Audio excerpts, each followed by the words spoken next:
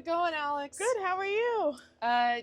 I'm here with the plants. You see all the beautiful plants? I Are love you ready them. to plant a garden today? I am ready to plant a garden. Okay, well, how about we start out here? Okay, perfect. Since this is kind of, I see the potting mix bags. Yes. So I feel like this is where we mean business. Hello, this is the plant bus lady. You can kind of choose how you want to plant it, but I think it's good to kind of place them in their containers so you can see where they're going to go. Perfect. So whenever you're mixing a container for an arrangement, there's like this classic thing, thriller, filler, spiller. Okay. Okay, so the thriller is like the tall thing in the pot. The filler is like the fluffy, the roundy moundy bit, the middle section, and then the spiller is like the trailing plant that comes out. And the landscape designers and container designers use this as a good rule of thumb for designing. And you can use those same ideas when you're building an edible container. Okay. Like a salad bowl. Yeah. So what I brought with me, I brought these nasturtiums, which are trailers. Okay. And they have that edible flower, but they will vine and kind of spill out the side of the pot. Amazing. I kind of was thinking your chard and your geranium are kind of more of the thriller because they're going to get taller. Even though this guy looks little right now, the leaves get like a nice 6 to 8 inches long. Oh, so wow. they'll be taller. And then your filler is kind of your other greens and the pansies. And the pansies in a 4-pack, so we'll be able to mix those in around. So I'm gonna help pull these tags out, but I'm gonna have you do the planting. Awesome. Okay? I love it. I'm gonna walk you through this section. This is the hands-on section. I love it. So roots are really tough, right?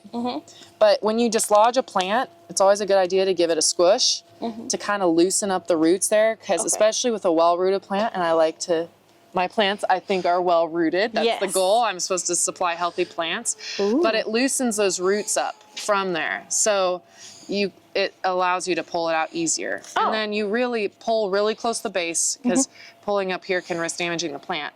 So then you get to that point. Okay, perfect. I'll let you go do the next one. Then give it a squish. Close to the base. Perfect. Oh, look at you go. Now that we have these out as containers, we can kind of arrange them a little bit more. Like I would put some of the pansies in and around. I feel like, so what I was saying about the bolting, the reason why that's important to know with the container is we are loading this pretty full. You know, we have a lot of plants going into this space, more than we're going to put into the others.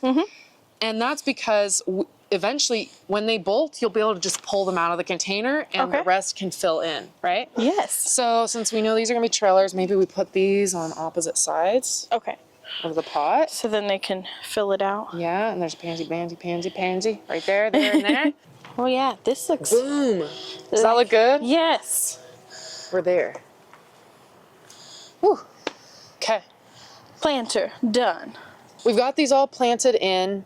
I went ahead and pulled off some of the flowers. Now, if it were me planting this at home, I would remove all the flowers because actually plants, it's kind of an old school technique because plants put a lot of their energy into flowering. And when we first plant them, we really want them putting their energy into root production. And so when I remove the flowers, even though it's not as pretty right off the bat, it helps them get established a little faster. But it's really a personal preference. So what do you think? Do you want to remove the flowers off the plants? Yeah, let's do it. Okay, I'm gonna give you my little snips here for you so you can learn how to do this or, you know, get good practice at it. Okay. So with these pansies, they have a really long flower stalk and you want to trim all the way back to the original stem of the plant. Like here? Without clipping the leaves if possible. No leaf clipping. Boom, right there. And these are edible. You want to eat it? Right now? Yeah, I wouldn't eat the whole stem because it's kind of chewy, but I like to eat the petals. Give it a shot. Oh, those are nice. So it kind of builds the flavor. Do you taste the wintergreen mint kind of at the end of it? Oh, yeah. We're going to take this and keep going. A little minty.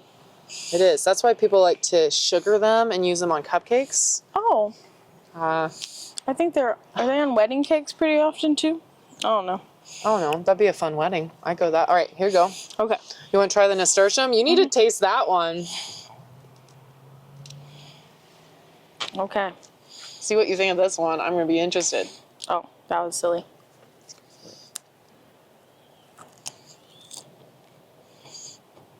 Ooh, there's like sweetness to that. I really like that. Yeah? And then it gets kind of spicy. Yeah, it builds at the end. Yes. And it's kind of like arugula a little bit. The nasturtium flowers can get quite spicy. Oh. If